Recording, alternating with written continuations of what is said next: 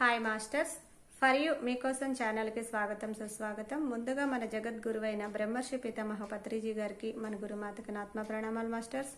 Okay masters, ఈరోజు మన ఛానల్కి సీనియర్ పినుడు మాస్టర్ అయిన ప్రసన్న మేడం తిరుపతి నుంచి వచ్చారు. మేడంని సాధారణంగా ఆహ్వానించుకుందాం. ఈరోజు మేడం ఎంచుకున్న టాపిక్ జ్ఞాన దివ్య జీవితం అనే మంచి టాపిక్ ఎంచుకున్నారు. ఓకే మాస్టర్స్, వెల్కమ్ చెప్దాం. నమస్తే మేడం, వెల్కమ్ మేడం. అమ్మా,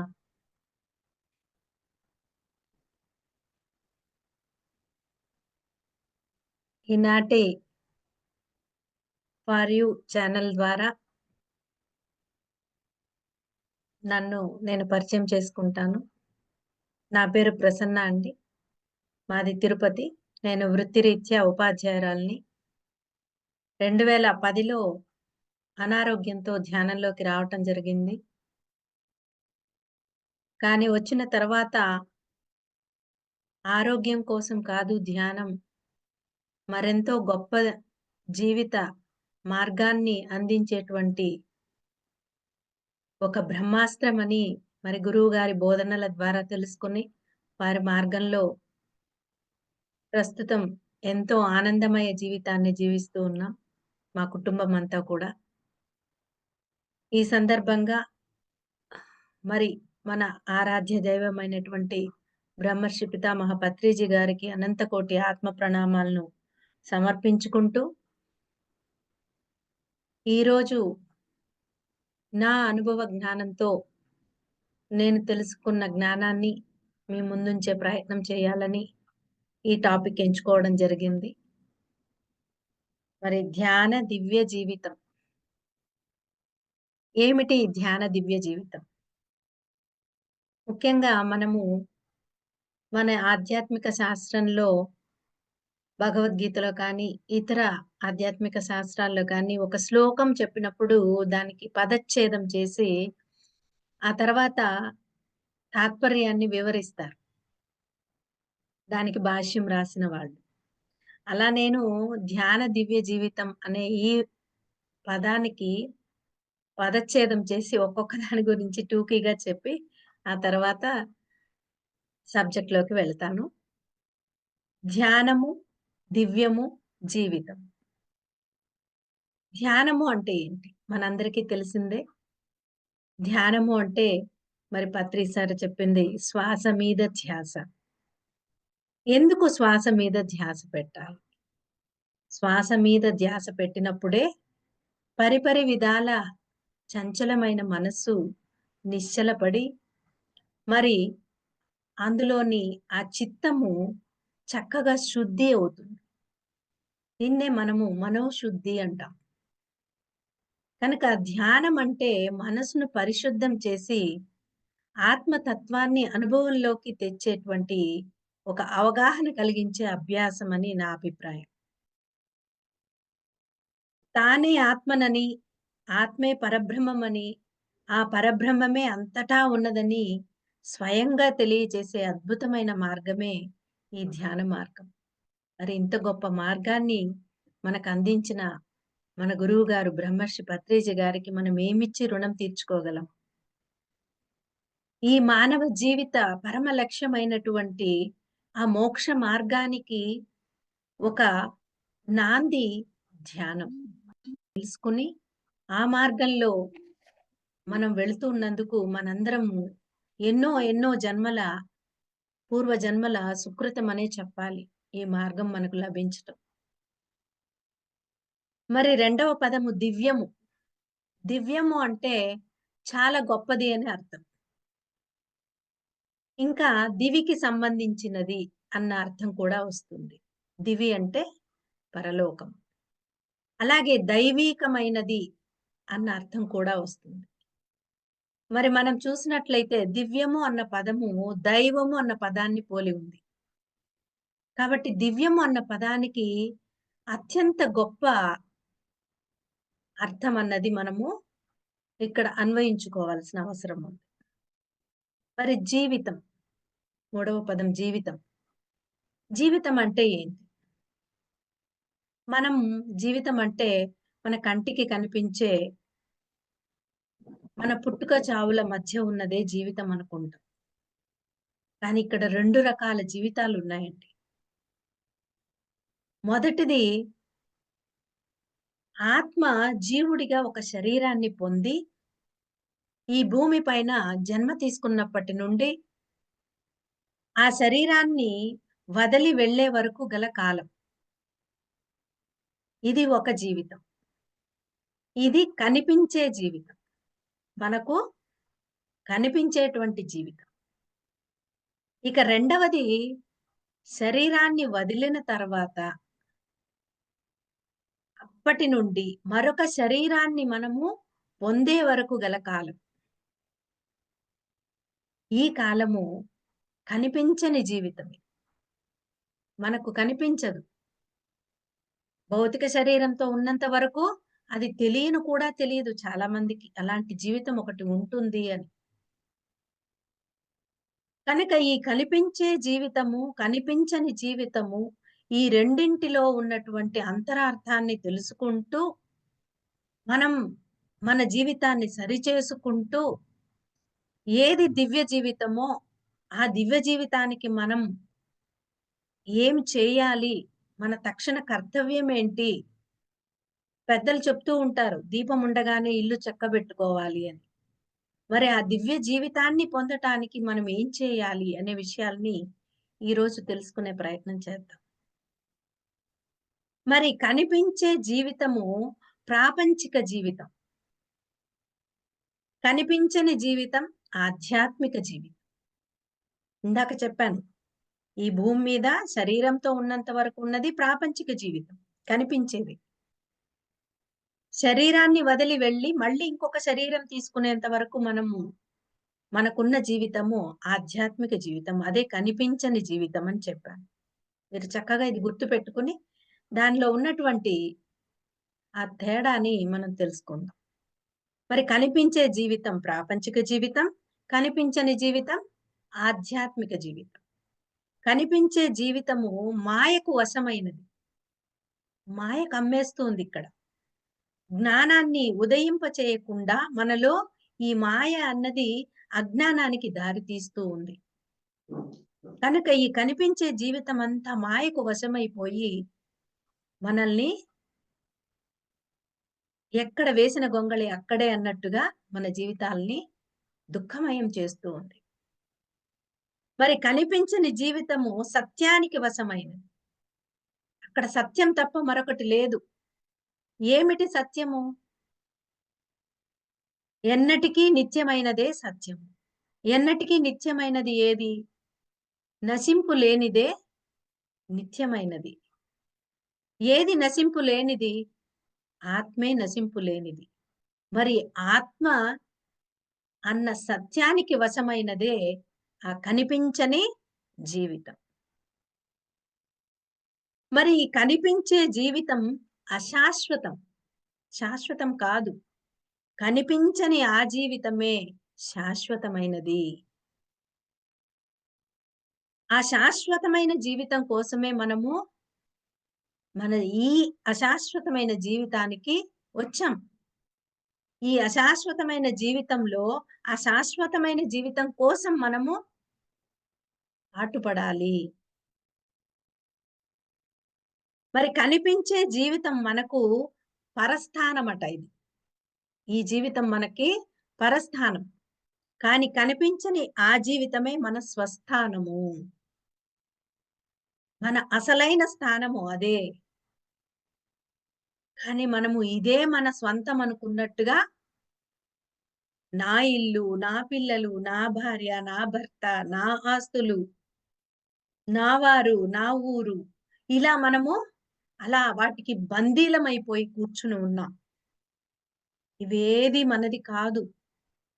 కనిపించని ఆ పరలోకమే మన స్వస్థానం. ఇదే పరలోకం మనకి. అది మన స్వస్థానం. అందుకే చెప్పాను. ఈ కనిపించే జీవితము పరస్థానము. కనిపించని జీవితమే మన స్వస్థానము. ఇది తెలుసుకుంటే చాలండి. అశాశ్వతమైన, అసత్యమైన ఆ జీవితం కోసం మనం ఇక్కడ ఆ లాభాల కోసం పాటుపడాలి. కానీ ఈ అశాశ్వతమైన జీవితంలోని లాభాల కోసమే వెంపర్లాడుతూ ఉన్నాం. ఇల్లు కట్టుకున్నామా, కారు కొనుక్కున్నామా, నగలు కొనుక్కున్నామా, చీరలు కొనుక్కున్నామా, అది చేశామా, ఇది చేశామా, ఇలా ఈ అశాశ్వతమైన వాటి పట్ల మనము వెంపర్లాడుతూ ఉన్నామే కానీ, మన స్వస్థానానికి మనం చేరుకునే మార్గమేంటి? అక్కడ ఆనందంగా జీవించవచ్చు కదా! అక్కడ ఆనందం తప్ప మరొకటి లేదు. కానీ ఈ కనిపించే జీవితంలో దుఃఖం తప్ప మరొకటి లేదు. చూడండి, ఏదైనా సరే మనము చాలా సంతోషిస్తున్నాం అనుకుంటాం. దాని వెనకాతలే దుఃఖం ఉంటుంది. ప్రతి సుఖం వెనక ఒక దుఃఖం, ప్రతి సంతోషం వెనక దానికి సంబంధించిన దుఃఖాన్ని మనం అనుభవించే తీరుతాం ఈ భూమి మీద. కానీ శాశ్వతమైన ఆనందం ఎక్కడ కలుగుతుంది అంటే కనిపించని ఆ జీవితంలోనే. ఇలా మనము ఈ కనిపించే జీవితం ఎందుకు అంటే మనకు ఒక పాఠశాల లాంటిదట ఈ కనిపించే జీవితం. అంటే ఈ భూమి మీద జీవితం. కనిపించని జీవితం మన ఇల్లు లాంటిది. ఇంటి నుంచి పిల్లల్ని మనం పాఠశాలకు ఎలా పంపిస్తాం? చక్కగా చదువు నేర్చుకుని తిరిగి రా అని. అలా పైనుంచి మనము మన ఇంటి నుంచి ఈ భూమి మీదకి, ఈ భూమి అనే పాఠశాల మీదకి పాఠాలు నేర్చుకోవటానికి, అనుభవం ద్వారా జ్ఞానాన్ని పొందటానికే వచ్చాము. కనిపించే జీవితము ఒక జన్మ ఒక తరగతితో సమానము. ఒక జన్మంతా ఒక తరగతితో సమానం. కనిపించని జీవితంలో ప్రతి జన్మకు మూల కారణం ఉంటుంది. ఎందుకు మనం ఇక్కడ జన్మ తీసుకున్నామో దాని మూల కారణము మన కనిపించని ఆ జీవితంలో ఉంది. కనిపించే ఈ జీవితం దుఃఖమయం. కనిపించని జీవితం దివ్యమయం. కాబట్టి ఏది దివ్య జీవితం? అంటే శాశ్వతమైన ఆ పరలోక జీవితమే దివ్యమయం. అంటే కనిపించని దివ్యలోకం అనే ఇంటిలో నుంచి మనము కనిపించే ఈ భూలోకం అనే పాఠశాలకు అనుభవ జ్ఞానాన్ని పొందటాని కోసం వస్తున్నాం. మరి ఎన్ని రోజులని ఈ పాఠశాలకు వస్తూ పోతూ ఉంటాం? మనం కూడా ఇంట్లో పిల్లాల్ని స్కూలుకి పంపిస్తాం. ఎన్ని సార్లైనా వాడు ఫెయిల్ అవుతూ ఉంటే ఏమంటాం? ఎన్ని సార్లు పా ఫెయిల్ అవుతావురా? ఈసారైనా పాస్ అయ్యిరా మళ్ళీ అంటామా? అలాగే పైన మన తండ్రి ఆ పరమాత్మ మనకి చెప్తూ ఉంటాడు. పాఠాలు నేర్చుకుని తొందరగా తిరిగి రా అని పైనుంచి మనకి పంపిస్తూ ఉన్నారు మన తండ్రి ఆ పరమాత్మ. కాబట్టి కనిపించని దివ్యలోకంలోని మన తల్లి కానీ, తండ్రి కానీ ఆ పరమాత్మే. ఆయన మనల్ని అంశాత్మలుగా పుట్టించి ఈ భూలోకం అనే పాఠశాలకు పంపించాడు. ప్రతి జన్మ ఒక తరగతితో సమానంగా మనల్ని జ్ఞానం పొందమని పంపారు. ఒక్కొక్క తరగతి పూర్తి చేసుకుంటూ మనము స్వస్థానానికి వెళ్తున్నాం, మళ్ళీ వస్తున్నాం. ఒకటో తరగతి పూర్తయితే వెళ్తున్నాం, మళ్ళీ వస్తున్నాం. రెండో తరగతికి మళ్ళీ వెళ్తున్నాం, వస్తున్నాం. మరి ఈ చదువంతా పూర్తి గావాలి. అంటే ఈ భూలోకం అనే ఈ పాఠశాలలో కనిపించే జీవితం ద్వారా ఎన్నో తరగతులు అంటే ఎన్నో జన్మలు తీసుకుంటూ, ఎంతో జ్ఞానాన్ని పొందుతూ, పొందిన జ్ఞానాన్ని బట్టి మన స్వస్థానమైనటువంటి ఆ దివ్య లోకంలో మన స్థాయిని పెంచుకుంటూ అనేక లోకాలను అధిరోహిస్తూ వెళతామనమాట. అంటే కొంత జ్ఞానం పొందినప్పుడు కొన్ని లోకాలకెళ్తాం. మళ్ళీ వస్తాం. మళ్ళీ జ్ఞానం పొంది ఇంకొన్ని లోకాలకి. అంటే మనకి ఉన్నత స్థాయి లోకాలు మీ అందరికీ తెలిసే ఉంటది. 7 ఉన్నత లోకాలున్నాయి.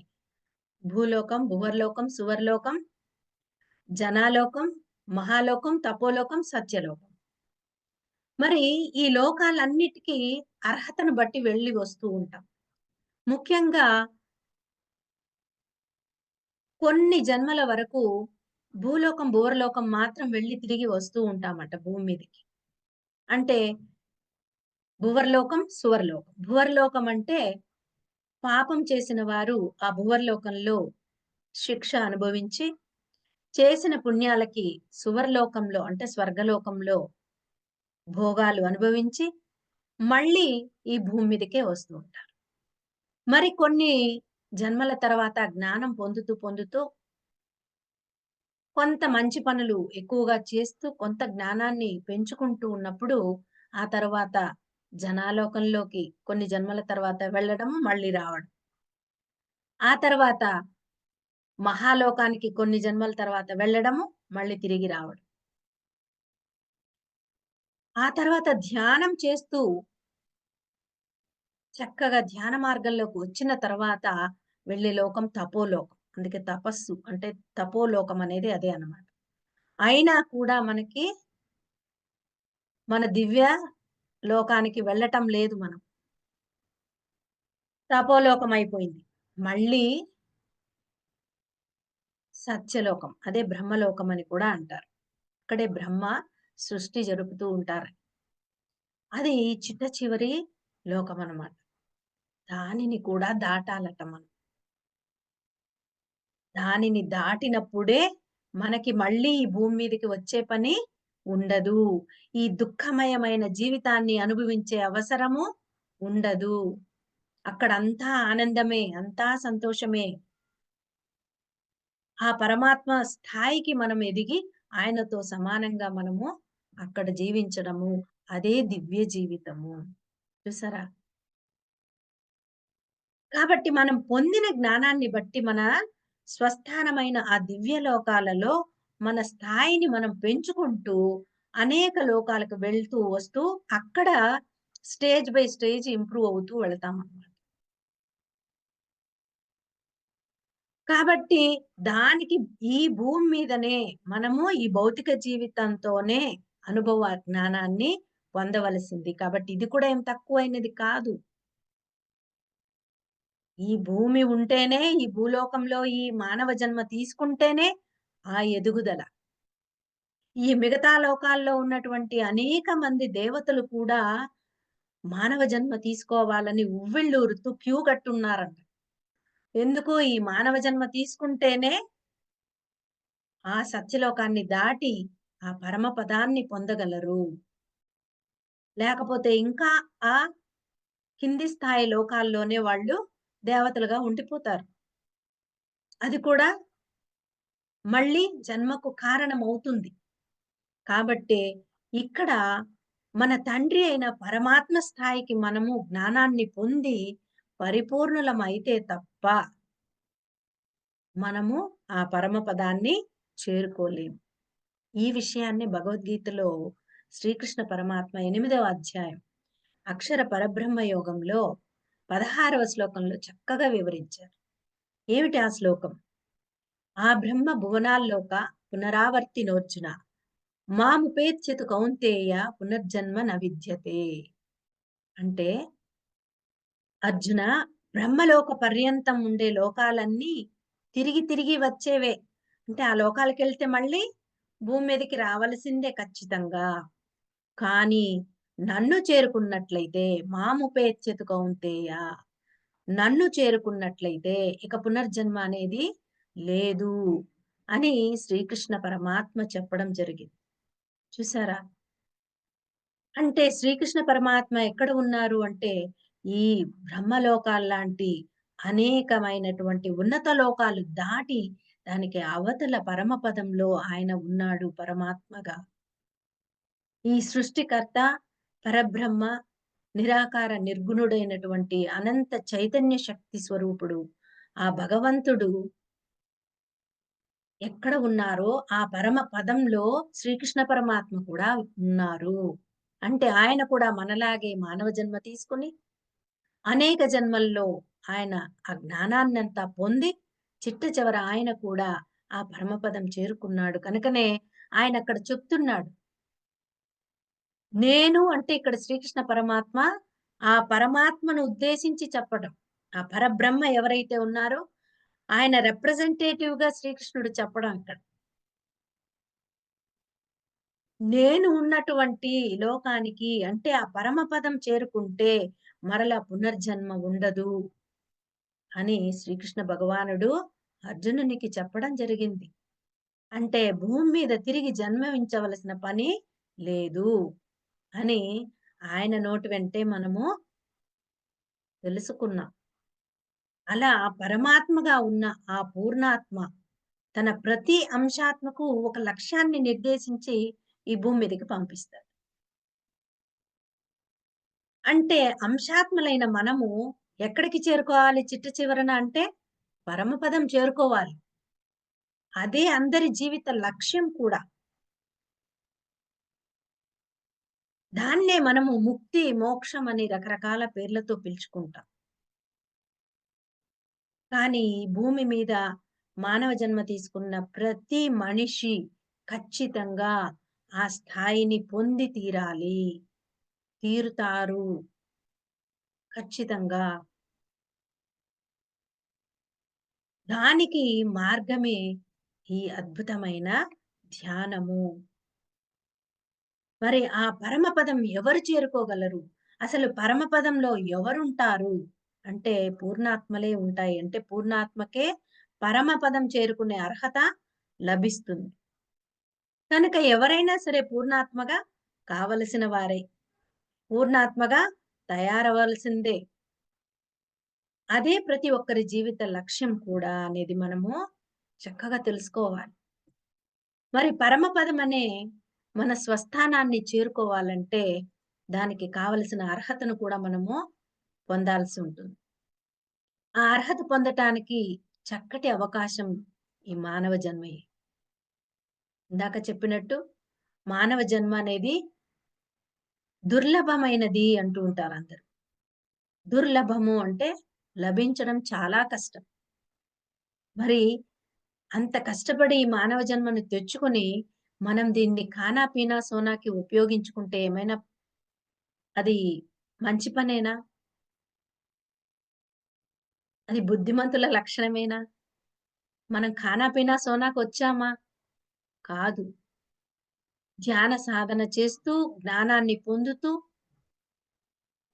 అంచెలంచెలుగా జ్ఞానాన్ని పెంచుకుంటూ, ఒక పూర్ణాత్మ స్థాయికి ఎదిగి, పరమపదాన్ని చేరటం కోసమే మనం ఈ భూమి మీదకి జన్మ తీసుకొని వచ్చాం. అది మరిచిపోయి, ఈ కనిపించే ఈ జీవితంలో ఉన్నటువంటి ఈ సుఖ సంతోషాల వెంటపడి జీవితాన్ని వ్యర్థం చేసుకుంటే, మన సమయాన్ని వృధా చేసుకుంటే, మళ్ళీ మళ్ళీ జన్మలు తీసుకుంటూ, మళ్ళీ కష్టాలు, దుఃఖాలు, రోగాలు, సమస్యలు, ఏడుపులు, పెడబొబ్బలు ఇవి తప్పవు. ఖచ్చితంగా అన్నీ అనుభవిస్తూనే ఉండాలి. మరి దుఃఖం కావాలా? ఆనందం కావాలా? మనకందరికీ ఆనందమే కావాలి. మరి ఆనందం కావాలి అంటే, ఆ ఆనందమయ జీవితాన్ని ఎలా పొందాలో తెలుసుకోవాలి. కాబట్టి ఈ భూలోకం అనే పాఠశాలలో అనుభవాలనే జ్ఞానాన్ని పొందుతూ, చిట్ట చివరి జన్మల్లోనే సద్గురువు లభిస్తారట మనకి. చూసారా మనందరికీ మన పత్రిజీ అద్భుతమైన సద్గురువు మనకు దొరికారాయన. ఆయన్ను పొంది సరియైన సాధనను మనం తెలుసుకున్నాం. ఆత్మ జ్ఞానాన్ని పొంది తమో, రజో, సత్వ గుణాలను దాటి నిర్గుణ స్థాయికి చేరుకోవాలి. ఇదే మన గురువుగారు పదే పదే చెప్తూ ఉంటారు. ఆయన బోధనలు ప్రతీదీ మీరు చక్కగా విన్నట్లయితే ప్రతి అంశము మనకి అద్భుతమైన సందేశాన్నిస్తాయి. ఆయన తమాషాగా చెప్తూ ఎంతో సింపుల్‌గా అరటిపండులో సూదెక్కించినట్టుగా మనకి ఆ జ్ఞానాన్ని అందించారు. చాలా అద్భుతమైన జ్ఞానం ఆయన అందించారు. ఈ భూమండలం మీద ఆధ్యాత్మిక శాస్త్రాన్ని పత్రిజీ కంటే సులభ రీతిలో ఎవ్వరూ అందించలేరు. మరి ఈ రకంగా మనము ఆ నిర్గుణ స్థాయికి చేరుకుని, ఆ జ్ఞానంతో మన యొక్క ప్రవర్తనలో అనేకమైన మార్పులను మనము చేసుకోవాలి. ప్రయత్నపూర్వకంగా చేయాల్సిన అవసరం ఎంతైనా ఉంది. కొన్ని సహజంగా వస్తాయి మార్పులు. ధ్యాన సాధన చేస్తూ వెళ్ళినప్పుడు కొన్ని రోజుల్లో మనలో తెలియకుండానే సహజంగా ఎన్నో మార్పులు కలుగుతాయి. కానీ కొన్నింటిని మనం ప్రయత్నపూర్వకంగా మార్పులు తెచ్చుకోవలసినవి కూడా చాలా ఉంటాయి. అలా తెచ్చుకొని, అలా ప్రయత్నపూర్వకంగా మనం ప్రయత్నిస్తే తప్ప, ఆ స్థాయి మనము పొందలేము. ఎప్పుడైతే ఆ నిర్గుణ స్థాయిని చేరుకుంటామో, అంటే అన్ని గుణాలకు అతీతంగా గుణాతీతులవుతామో, తమో, రజో, సత్వ గుణాలను దాటి నిర్గుణ స్థాయికి చేరుకుంటామో, ఇప్పుడు అందరి పట్ల, అన్నింటి పట్ల ప్రేమతత్వం పెరుగుతుంది. అణువణువున ఉన్నటువంటి ఆ పరమాత్మ తత్వాన్ని మనము అనుభవంలోకి తెచ్చుకోగలుగుతాం. ఎక్కడ చూసినా అన్నింటా భగవంతుడే కనిపిస్తాడు. ఆ స్థాయి మనం పొందాలి. ఒకసారి పొంది మరొకసారి లేకుండా ఉండటం కాదు. సదా అటువంటి స్థాయి. సర్వం కల్విదం బ్రహ్మ అన్నట్టుగా జీవిస్తూ, మన అణువణువున దైవత్వాన్ని నింపుకొని, నడయే నడయాడే దైవాలుగా మారిన తర్వాతనే మన స్వస్థానమైన పరమపదాన్ని మనము చేరే అర్హతను పొందుతాం. నడయాడే దైవాలు. అంటే దైవం అంటే ఎలా ఉంటారు? దేవుడెలా ఉంటాడు? ఎప్పుడూ ఆనందంతో ఉంటాడు. ఎప్పుడూ ప్రేమతత్వంతో ఉంటాడు. స్వార్థరహితంగా ఉంటాడు. వీళ్ళు నా వాళ్ళు, వాళ్ళు పరాయి వాళ్ళు అనేటువంటి భేదం లేకుండా ఉంటాడు. మరి భగవంతుడంటే అని మరి మా గురువుగారు తటవర్తి రాఘవరావు గారు రాసిన పుస్తకం చదివితే భగవంతుని లక్షణాలు తెలుస్తాయి. మరి ఆ లక్షణాలు ఎందుకిచ్చారు సార్ అంటే, అలాంటి లక్షణాలను మనం పుణికి పుచ్చుకోవాలి. సదా ఆ లక్షణాలతో మనము జీవించటం నేర్చుకోవాలి. అది కూడా సాధనే. సాధన అంటే ఒక్క ధ్యానం మాత్రమే కాదండి సాధన అంటే. ప్రతిదీ సాధనే. ఆ సాధన ఏంటో మళ్ళీ చెప్తాను నేను చివరిగా. అలా ఈ భూమి మీద నిర్గుణత్వంలో దైవంలా జీవించే జీవితమే దివ్య జీవితం అండి. చూసారా? దివ్య జీవితం అంటే ఏంటో.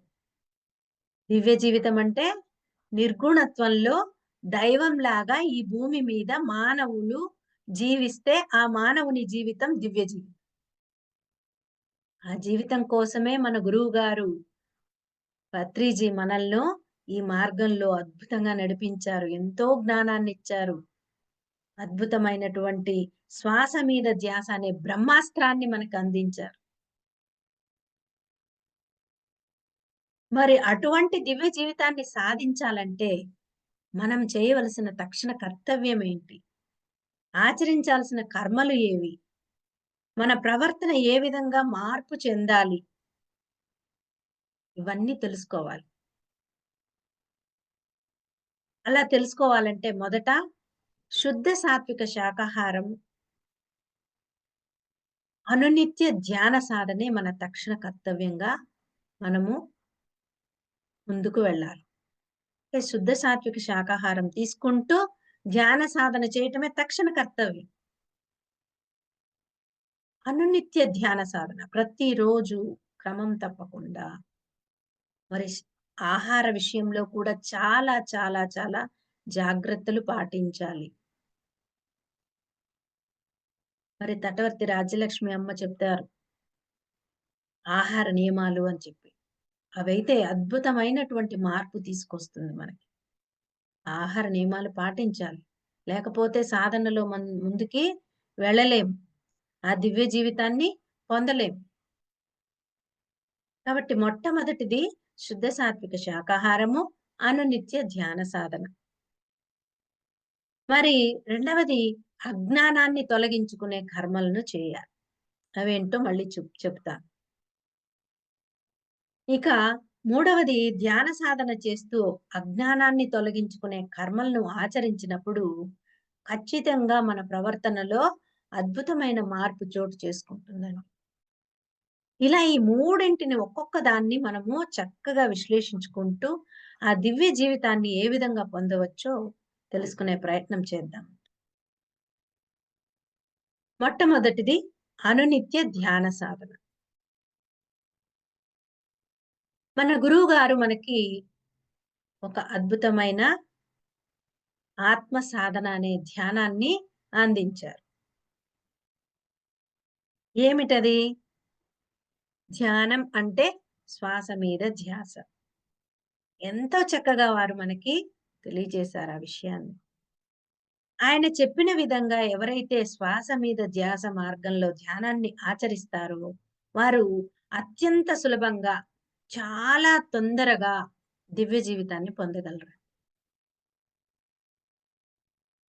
అలా కాకుండా శ్వాస మీద ధ్యాస మార్గం తప్ప ఇతర పద్ధతుల్లో ఎన్నో రకాలుగా ధ్యానాలు చేస్తున్నారు. గైడెడ్ మెడిటేషన్స్ అని, ఇకపోతే రకరకాలైనటువంటి పద్ధతుల్లో ధ్యానాలు చేస్తూ వాటికి కొన్ని పేర్లుతో ధ్యాన పద్ధతులను కొంతమంది చెప్తూ ఉన్నారు. అవన్నీ కూడా తాత్కాలికమైన భౌతిక జీవిత ఫలితాలను ఇస్తాయేమో కానీ, శాశ్వతమైన దివ్య జీవితాన్ని మాత్రము అందించలేవు. తాత్కాలికమైన ఫలితాలు. అది ఎలా ఉంటుంది అంటే, ఈ భౌతిక జీవితంలో మనము కోరికలతో ఎలా పూజలు చేసేవారమో, సేమ్ అలాగే అయిపోయింది ధ్యానం కూడా. భగవంతుడిని కోరికలతో పూజించేవాళ్ళం. కోరికల కోసమే భగవంతుడున్నాడనుకున్నాం. అలా కోరికలతో భగవంతుడిని పూజించటం ఎంత పెద్ద తప్పో ఈ మార్గంలోకొచ్చాకే తెలుసు. మరి అలాంటి తప్పుని ఈ ధ్యానంలో కూడా చేస్తున్నాం. కోరికలతో ధ్యానం చేయటం. ఇవన్నీ కూడా మనల్ని తాత్కాలికమైన భౌతిక జీవిత ఫలితాలిస్తాయే కానీ, శాశ్వతమైన దివ్య జీవితాన్ని మనకు అందించలేవు. దివ్య జీవితం అంటే నేను చెప్పానని ఎక్కడో పరలోకంలో వెళ్ళాక పొందేది కాదండి. ఈ భూమి మీద ఉండగానే దివ్య జీవితాన్ని మనం సాధించాలి. ఈ భూమి మీద ఉండగానే మనం దివ్య జీవితంలో జీవించినప్పుడే మనం ఆ శాశ్వతమైన ఆ పరమ పదాన్ని మనం పొందటం జరుగుతుంది. ఈ మళ్ళీ మళ్ళీ భూమి మీదకొచ్చే పని తప్పుతుంది. అదే మోక్షం అంటే. మరి అనునిత్యం సాధన ఏ విధంగా చేయాలి? ఎప్పుడు చేస్తే ఫలితాలు చక్కగా ఉంటుంది అనేటువంటి విషయాల్లో చూసినట్లయితే, ఈ అనునిత్య ధ్యాన సాధనను ప్రతిరోజు బ్రహ్మ ముహూర్తంలో చేయాలండి. అంటే ఉదయం 4 గంటల నుండి 6 గంటల వరకు ఉన్న కాలాన్ని బ్రహ్మ ముహూర్తం అంటారు. అది కరెక్ట్‌గా చూస్తే మరి ఆ రోజు సూర్యోదయంని బట్టి అలా లెక్క పెడతారు. కాకపోతే మనము అనునిత్యము ధ్యాన సాధన చేసేవారు ఒక టైం అంటూ ఫిక్స్ చేసుకుంటే మనకి 3-6 చాలా మంచిది. మరి 3కి లేలేని వాళ్ళు అట్‌లీస్ట్ 4 కైనా లేసి 4-6 అనేది మనము ఖచ్చితంగా పెట్టుకొని, ఆ సమయంలో ఎటువంటి మ్యూజిక్స్ ఇట్లాంటివి ఏమి పెట్టుకోకుండా సైలెంట్ మెడిటేషన్ చేయాలి. ముఖ్యంగా చక్కగా స్నానం చేసి కూర్చున్నట్లయితే, ఆ నిద్రమత్తు కూడా పోయి చక్కగా మనకి ధ్యానం కుదురుతుంది. కాబట్టి చక్కగా నిశ్శబ్దంగా శ్వాస మీద ధ్యాస ఉంచటం వరకే మన పని. అలా ఉంచుతూ అంతర్ముఖంగా మనసును మళ్ళించినట్లయితే మెల్లమెల్లగా, మెల్లమెల్లగా చంచలమైన మన మనస్సు నిశ్చలంగా మారుతుంది. ఇంకా సాధన కొనసాగిస్తూ ఉంటే నిశ్చలమైన మనస్సు నిర్మలంగా మారుతుంది. ఇంకా సాధన కొనసాగిస్తే నిర్మలమైన మనస్సు శూన్యమవుతుంది. ఇలా రోజు మనము మనసును శూన్య స్థితిలో ఉంచే విధంగా ధ్యానం చేస్తూ ఉంటే, ఓ అరగంట, 10 నిమిషాలు కూర్చుంటే శూన్యం రాదు. ఆ స్థితి రాదు. అందుకే గంటలు గంటలు కూర్చోవాలి. 4-6 అనేది కంపల్సరీ పెట్టుకుంటే, చక్కగా ఆ సమయంలో ధ్యానము అన్నది అద్భుతంగా కుదురుతది. ఎందుకంటే, ఆ సమయంలో పర్యావరణం అంతా గూడా చాలా నిర్మలంగా ఉంటుంది. ఈ ఆలోచనల వైబ్రేషన్స్ అన్నది చాలా తక్కువుంటుంది. అందరూ నిద్రపోతూ ఉంటారు. కాబట్టి ఈ ఆలోచనల సాంద్రత పర్యావరణంలో తక్కువగా ఉంటుంది కాబట్టి, మనకు కూడా వాటి డిస్టర్బెన్సెస్ లేకుండా చక్కగా ధ్యానం కుదురుతుంది.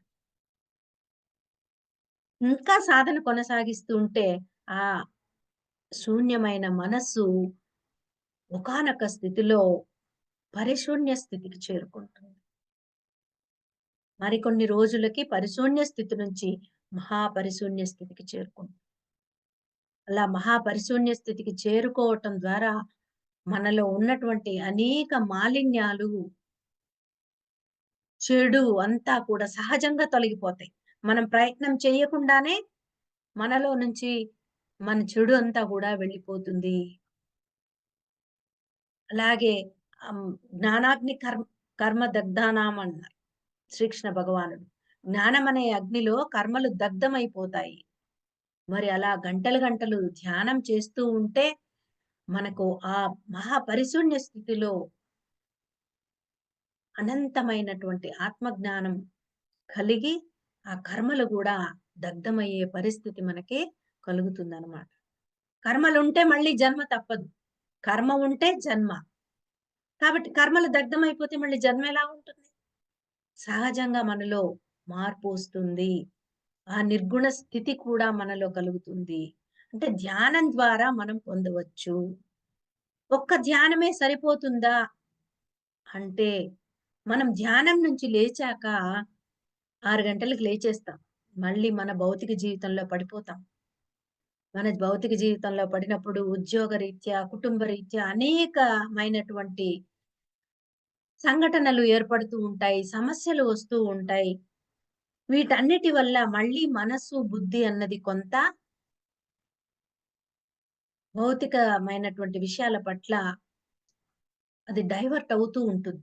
కాబట్టి దాన్ని మళ్ళీ సరిచేయటానికి ఇంకొన్ని సాధనలు మనకి చాలా అవసరం. సాధన అంటే ఒక్క ధ్యానమే కాదండి. మనసుకు, బుద్ధికి కావలసిన జ్ఞానాన్ని కూడా సమకూర్చుకుంటూ ఉండాలి. అప్పుడే మనలోని అజ్ఞానం తొలగిపోతుంది. అందుకే పత్రి సార్ మనకి స్వాధ్యాయము, సజ్జన సాంగత్యం అనేటువంటి అద్భుతమైనటువంటి మార్గాలను సూచించారు. ధ్యానము, ధ్యాన సాధన, స్వాధ్యాయ, సజ్జన సాంగత్యాలు ఆచరిస్తూ తద్వారా పొందినటువంటి జ్ఞానాన్ని మనము అనునిత్యము మన నిజ జీవితంలో ఆత్మ విచారణ ద్వారా ఆ జ్ఞానాన్ని మనలో స్థితం చేసుకుంటూ నిత్య జీవితంలో ఆచరణలో పెట్టాలి. ఏ జ్ఞానమైతే మనం పొందామో పుస్తకాలు అద్భుతమైనటువంటి జ్ఞాన భాండాగారాలు. మనకు పత్రి సార్ అందుకే చెప్తారు. స్వాధ్యాయానికి ఆయన పెద్దపీట వేశారు. అద్భుతమైనటువంటి ఆత్మజ్ఞాన పుస్తకాలను చదవాలి. అందులోని జ్ఞానాన్ని మనలో స్థితం చేసుకుంటూ, మన నిత్య జీవితంలో వాటిని అప్లై చేయాలి. అన్వయించి జీవించాలి. అప్పుడే మన ప్రవర్తనలో మార్పు అనేది వస్తుంది. ఈ ప్రక్రియ అంతా ఒక రోజులోనో, కొన్ని నెలల్లోనో లేదా కొన్ని సంవత్సరాల్లో జరిగిపోయేది కాదండి. శ్రద్ధతో పట్టుపట్టి సాధన కొనసాగిస్తూ ఉంటే తొందరగా మార్పు అనేది కనబడుతుందనమాట. దీని కొరకే బుద్ధుడు చెప్పిన విధంగా మనలోని అనేక రకాలైన మలినాలను తొలగించుకునే ప్రయత్నం చేస్తూ ఉండాలి మనం. జ్ఞానాన్ని పెంచుకుంటూ, ధ్యాన శక్తిని పెంచుకుంటూ ప్రయత్నించాలి. ధ్యాన శక్తి పెరిగినప్పుడే మన యొక్క ఆలోచనలు పాజిటివ్‌గా ఉంటాయి. మనలో ఏమి అపసవ్యతలున్నాయి అన్నది మనం గుర్తించి తొలగించుకునే ప్రయత్నం చేయగలుగుతాం. ధ్యాన శక్తి లేదనుకోండి, మన ఎదుటి వారిలో తప్పులే కనిపెడుతూ ఉంటాం. మనిషి యొక్క సహజమైన గుణం ఏంటి అంటే, పక్క వారిలో ఉన్నటువంటి మంచిని స్వీకరించరు ఎప్పుడూ కూడా. పక్క వారిలో ఉన్న చెడునే చూస్తూ ఉంటారు. వాళ్ళలో ఉన్నటువంటి తప్పుని ఎత్తి చూపిస్తూ ఉంటారు. ఇది మనిషి యొక్క సహజమైనటువంటి గుణం. మరి అటువంటి గుణాలే మలినాలు. ఆ మలినాలు తొలగిపోవాలి మనలో. అందుకే పత్రి సార్ జడ్జ్ నాట్ అన్నారు. నో కామెంట్స్, నో జడ్జ్‌మెంట్స్ అంటారు. కాబట్టి పత్రి సార్ చెప్పే ప్రతి మాట వెనకాతల ఎంతో అర్థం ఉంది. దాని వెనకాతల మనం గనక విశ్లేషించుకుంటే రోజులు రోజులు క్లాసులు చెప్పుకోవచ్చు. అంత జ్ఞానం వస్తుంది మనకి. మరి మలినాలంటే ఏంటి? మురికా? మురికి కాదు. మలినము అంటే మన ఆత్మోన్నతికి అడ్డుగా నిలిచేటువంటి ప్రతిదీ మలినమే. అవి ఏంటి అంటే శారీరక మలినాలు, మానసిక మలినాలు, బుద్ధిపరమైన మలినాలు ఇవన్నీ తొలగాలి. మరి శారీరక మలినాలు అంటే తమోగుణ ప్రధానమైన ప్రవర్తన. సోమరితనం, బద్ధకం, అలసత్వం లాంటివి. దీని కొరకు ముఖ్యంగా ఏం చేయాలి అంటే మాంసాహారం, గుడ్డుతో సహా ఖచ్చితంగా నిషేధించాలి. ఎప్పుడో ఒకప్పుడండి కొంచెం తింటానండి అంటే కుదరదు. పూర్తిగా నిషేధించాలి. శుద్ధ సాత్విక శాకాహారాన్ని మాత్రమే భుజించాలి. దీని ద్వారా మన శరీరంలోని మలినాలు అయినటువంటి తమో గుణము పూర్తిగా వదిలిపోతుంది. అప్పుడు ధ్యాన సాధన మనకి చక్కగా జరుగుతుందనమాట. అలాగే శుద్ధ సాత్విక శాకాహారం అంటే ఎప్పటికప్పుడు పరిశుభ్రంగా తయారు చేసుకున్న ఆహారాన్ని తీసుకోవాలి. శాకాహారంలో కూడా నిన్న చేసింది, మొన్న చేసినది, ఫ్రిడ్జుల్లో పెట్టుకునేది, వేడి చేసుకొని తిందాంలే అనుకునేది మిగిలిపోతుందని ఆ!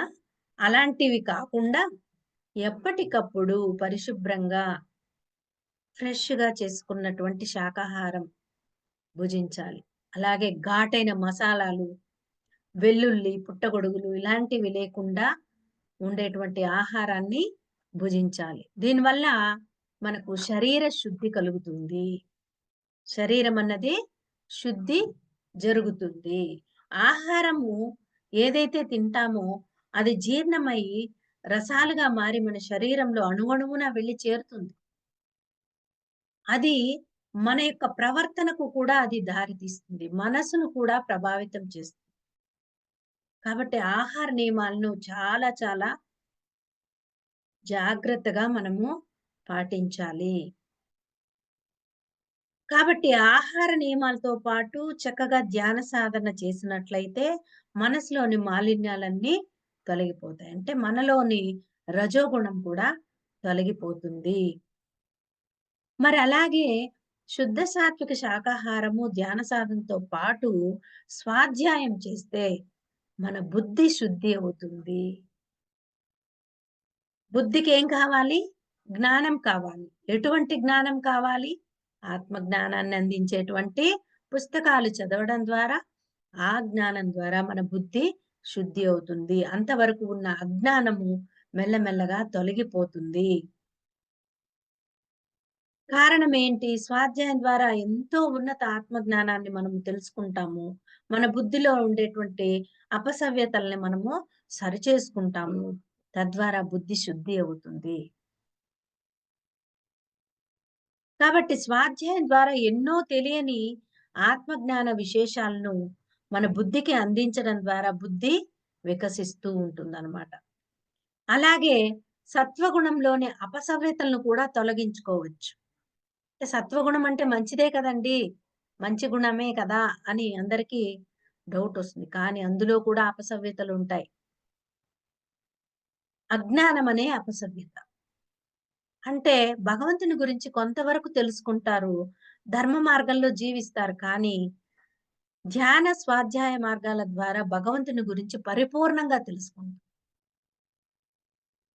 సత్వగుణంలో భగవంతుడు ఎక్కడో గుడిలోనో, విగ్రహంలోనో లేదా పరలోకంలో ఉంటాడు అని తెలుసుకొని ఆయన్ని ఆరాధిస్తూ ఆయన్ని చేరుకునే మార్గాన్ని వెతుకుతూ అలా జీవిస్తాడన్నమాట సత్వగుణంలో. మరి ఆ సత్వగుణం గూడా శుద్ధి కావాలి. అంటే అర్థమేంటి? ఎక్కడో విగ్రహంలోనో, గుడిలోనో, పరలోకంలోనో భగవంతుడు లేడు. ఆయన సర్వాంతర్యామి, సర్వవ్యాపి, అన్ని జీవుల్లోనూ ఉన్నాడు. ఆత్మై ఉన్నాడు. నేను కూడా ఆత్మనే. నా చుట్టూ ఉన్న వారందరూ ఆత్మ స్వరూపులే. అంటే వాళ్ళందరూ కూడా పరమాత్మ స్వరూపులే. అలాగే అన్ని జీవులు ఆత్మ స్వరూపాలే అనేటువంటి జ్ఞానం పెరుగుతుంది.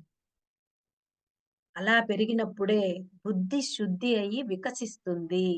చూసారా? బుద్ధి శుద్ధి కావడమే కాదు వికసించాలి. అలా బుద్ధి వికాసంలో మరింత పరిపక్వతను సాధించాలి అంటే సజ్జన సాంగత్యం తప్పనిసరి. చూసారా?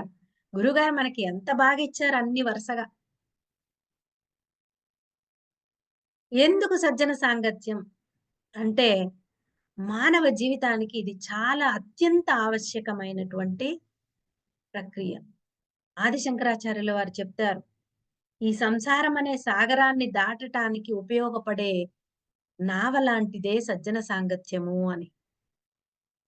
చూడండి మానవుడు తన జీవితం అనే సముద్రంలో అనేక సమస్యలతో కొట్టుమిట్టాడుతూ ఈద లేకుండా మునిగిపోయే పరిస్థితి కలిగినప్పుడు అతన్ని ఆదుకోవటానికి వచ్చిన నావ లాంటిదట సజ్జన సాంగత్యం.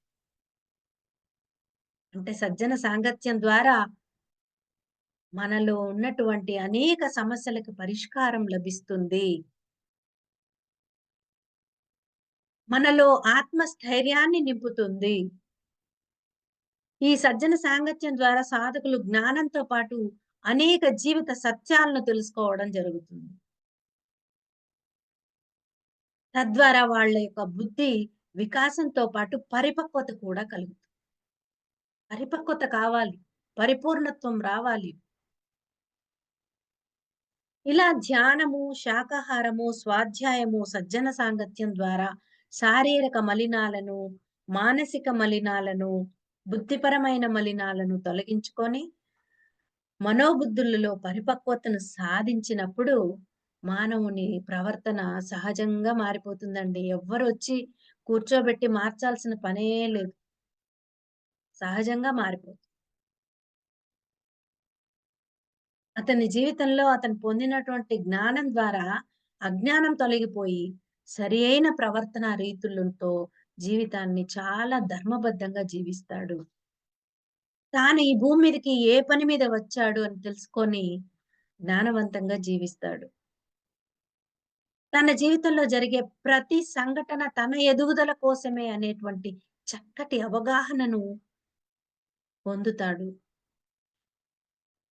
అలా అనునిత్యం, అనుక్షణం ఆనందంగా జీవిస్తాడు. అలా ఆనందంగా జీవించటమే, ప్రతి క్షణము సమత్వంతో మెలగడమే దివ్య జీవితం. అటువంటి దివ్య జీవితాన్ని మా కుటుంబం పొందింది. అందుకే ఇవంతా నా అనుభవంతో నేను మీకు అందించిన జ్ఞానం ఇది. ఆ స్థితిలో మానవుడు ఎటువంటి పరిస్థితుల్లోనూ దుఃఖించడు. ఇంకా పూర్తిగా నేను చెప్పలేను కానీ కొంత ఉండవచ్చు. కానీ ఆల్‌మోస్ట్ 80% దివ్య జీవితంలో జీవిస్తున్నాం. కాబట్టి ఇటువంటి స్థితిలో మానవుడు ఎటువంటి పరిస్థితుల్లో దుఃఖించడు, చలించడు, సాక్షీభూతంగా వ్యవహరిస్తాడు. అదే నిర్గుణత్వం అంటే. అటువంటి స్థితిని పొందటానికి మనం ఈ భూమి మీదకి జన్మ తీసుకొని వచ్చాము అన్న విషయాన్ని మనము ఎప్పటికీ మర్చిపోకూడదు. ఆ స్థితి వచ్చినప్పుడే ఆ జన్మే మనకు ఈ భూమి మీద ఆఖరి జన్మ అవుతుంది. ఇప్పుడు మనం పొందే అర్హత పరమపదం ప్రాప్తి. అంటే ఆ పరమాత్మతో సమానంగా ఆయనతో జీవించే హక్కు కలుగుతుంది. అదృష్టం కలుగుతుంది. మరి పరమాత్మ అంటే ఆయనతో పాటు మనం అక్కడ ఉంటామంటే ఇంకేముందండి? మళ్ళీ భూమి మీదకొచ్చే పని లేదుగా. ఆనందమే ఆనందం. మనము మన నుంచి అంశాత్మలని పుట్టించి వాటి ద్వారా కూడా జ్ఞానాన్ని పొందుతామట. ప్రతి పూర్ణాత్మ నుంచి వచ్చిన అంశాత్మల ద్వారా ఇంటర్ కనెక్టెడ్ అన్నమాట ఇది. ఓ చైన్ బిజినెస్ ఉండేది ఒకప్పుడు. ఆ టైప్‌లో అంశాత్మలన్నీ భూమి మీదకొచ్చి రకరకాల అనుభవ జ్ఞానాలన్నీ కలిపి పూర్ణాత్మ తీసుకుంటుందట. ఇక్కడొచ్చి జన్మ తీసుకునే జ్ఞానం పొందాల్సిన పని లేదు. అక్కడుండే మనం ఎంతో జ్ఞానాన్ని పొందొచ్చు. చూసారా? ఎంత అద్భుతమో! మరి అటువంటి అర్హత అదే పరమపదం ప్రాప్తి. అంటే ఆ జన్మలో శరీరం వదిలిన తర్వాత మనం చేరుకునేది ఆ పరమాత్మతో సమానంగా జీవించగలిగిన పరమపద జీవితం. అదే దివ్య జీవితం. కనుక భూమి పైన దివ్య జీవితాన్ని పొందితేనే మనం స్వస్థానమైన మన పరమపదంలో దివ్య జీవితాన్ని పొందగలము. అలా పరమపదంలో దివ్య జీవితాన్ని పొందిన వారే పూర్ణాత్మలు. అలాంటి వారే శ్రీకృష్ణ భగవానుడు. అలాంటి వారే మరి రమణ మహర్షి. అలాంటి వారే మన పత్రిజీ. చూసారా? కారణ జన్ములు వీరందరూ. ఆల్రెడీ వారు పరమపదం పొంది మన కోసము ఒక సద్గురువుగా ఇక్కడికి వచ్చి మనకి జ్ఞానాన్ని అందించి ఆయన పని పూర్తి కాగానే ఆయన వెళ్ళిపోయారు. మరి అటువంటి పూర్ణాత్మలే పరబ్రహ్మలై మళ్ళీ వారి నుండి అంశాత్మలను సృష్టిస్తూ ఉంటారు. అందుకే పత్రి సార్ ఒకసారి ధ్యాన మహాచక్రంలో మనల్ని సహ సృష్టికర్తలారా అని సంబోధించారు. సహ సృష్టికర్తలంటే మీరు కూడా వెళ్ళిపోయి ఆ దివ్య జీవితంలో ఆ పరమాత్మతో సహ సృష్టికర్తలుగా మారండి అని హింట్ ఇచ్చారు మనకి. మన బుర్రలకు అప్పుడు ఎక్కలేదన్నమాట. రాను రాను రాను రాను స్వాధ్యాయము, సజ్జన సాంగత్యము, సాధన పెరిగే కొద్దీ ఒక్కొక్కటి అర్థమవుతుంది. చూడండి, మీరు కావాలంటే ధ్యానంలో వచ్చిన కొత్తలో కొన్ని పుస్తకాలు చదివాము. కొంత మేరకు అర్థమవుతుంది.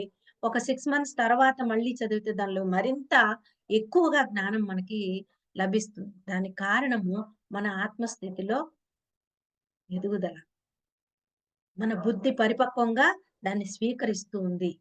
అనేక కోణాల్లో ఆ జ్ఞానాన్ని తీసుకునే స్థాయికి మనం చేరుకుంటూ ఉంటాం. కాబట్టి మనం కూడా సృష్టికర్త అయినటువంటి ఆ పరబ్రహ్మను చేరుకోవటానికి ఈ భూమి మీద జన్మించటం, మరి పత్రిజీకి శిష్యులుగా చేరటం జరిగింది అని నా భావన. కనుక ఇటువంటి ధ్యాన మార్గంలో అత్యంత గొప్పవారైన గురువు దగ్గరికి చేరుకున్న మనము ఎంతో ధన్యులం. కనుక మనందరం పత్రిజీ గారు చెప్పినట్టుగా శ్వాస మీద ధ్యాస ధ్యానం చేస్తూ శుద్ధ సాత్విక శాకాహారాన్ని ఖచ్చితంగా పాటిస్తూ స్వాధ్యాయ సజ్జన సాంగత్యాల ద్వారా జ్ఞానాన్ని పెంచుకుంటూ, పెంచుకున్న జ్ఞానాన్ని అందరికీ పంచుతూ మనకు మనోబుద్ధులలో పరిపక్వతను సాధించాలి. అలా సాధించి ఆత్మస్థితిలో సదా ఆనందంగా జీవించినప్పుడే మనది దివ్య జీవితం అవుతుంది. మరి అటువంటి దివ్య జీవితానికి ప్రతి పిరమిడ్ మాస్టర్ కూడా సాధన చేయాలి, పాటుపడాలి, పట్టుపట్టాలి, సాధించాలి. అదే మన గురువు గారి యొక్క ఆశయం కూడా. మనం అందరం ఆ స్థాయికి ఎదగాలనే వారి ఆశయం కూడా. మరి ఇటువంటి చక్కటి అవకాశాన్ని నాకిచ్చినందుకు మీ అందరికీ పేరు పేరున నా ప్రత్యేక ధన్యవాదాలు తెలియజేసుకుంటూ thank you, thank you, thank you very much. Thank you madam. Thank you so much madam. For you మీకోసం ఛానల్కి వచ్చి ఎంతో గొప్ప ఆత్మజ్ఞానాన్ని అందించారు మేడం. Thank you madam.